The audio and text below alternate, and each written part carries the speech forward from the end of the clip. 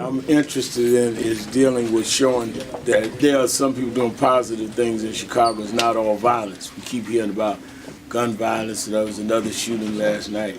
How when you leave school, how afraid are y'all about gun violence? Do you have that fear, or do you think it's overplayed? But over here, I try to get us home as quickly as possible most of the time when I leave.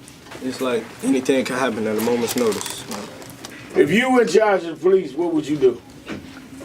So I would put like more law enforcement in high schools. Like when they be getting on the bus, it'd be a big old crowd of them. They always jumping on people and stuff like that. So you bring in more police? Yeah. I've got an apartment in the Austin section, and I'm staying in the neighborhood to show the world that everybody's not running from Chicago, that they're coming to where there is a challenge to meet the challenge. We're not giving up the neighborhood to people with gun violence, and these kids need to know that people are with them, and that's why I wanted to do it. And I'm going to be here once a week. I'm going to do my radio and TV show from here. Do you know what time it is? It's Al Sharpton's time.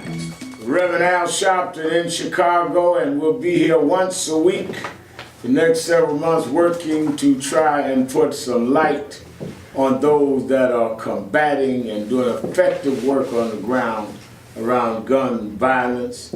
I think you're a great example, Reverend Sharpton, how you have used the ministry that God has given you to be an advocate for the poor. And so many pastors on the inside need to come on the outside and do some positive things like advocate for equitable funding so all schools can look like that beautiful school we saw on the west side today, Frazier.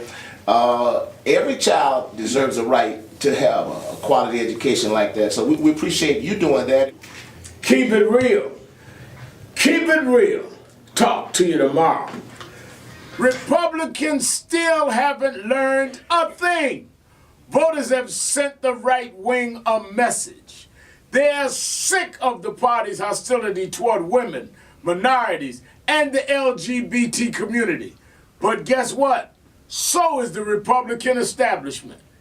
So I just really want to know what's happening and whether we could really help put some light and see if we can create some kind of national model on somebody that, or somebodies in terms of groups that are doing things that need attention. Hopefully we can attract them some resources.